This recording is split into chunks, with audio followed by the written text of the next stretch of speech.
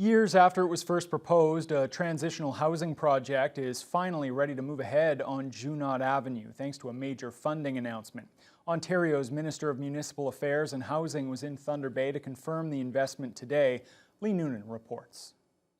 $8.7 million from the province's Indigenous Supportive Housing Program is going to the Junot Avenue Transitional Home, a 3-story, 58-bed facility which will offer supportive accommodation to Indigenous youth who are homeless or at risk.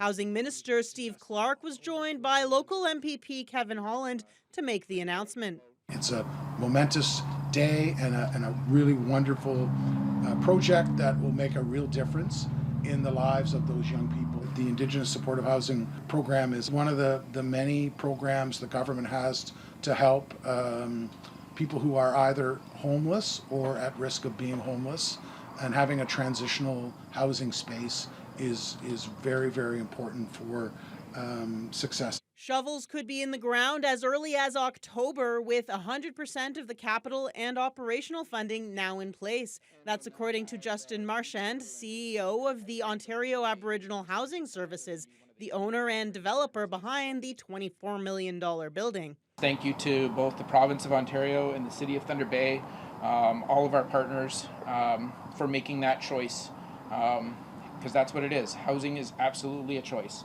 And if people are a priority, then housing will be a priority. Residents will be supported by full-time caseworkers and 24/7 youth workers. Roughly half the units will be set aside for youth with more acute needs. Those will be managed by the Thunder Bay Indigenous Friendship Centre.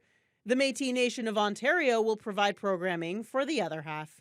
We are proactively and positively responding to the housing crisis while addressing the complex challenges that urban Indigenous youth face in Thunder Bay. This project is needed, and we all know it, and it will only strengthen our community.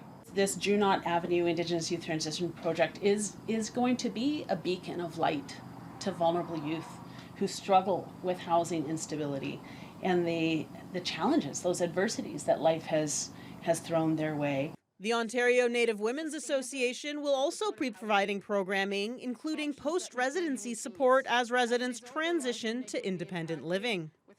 If all goes to plan, the first residents could be moving in March of 2025. Lee Noonan, TBT News.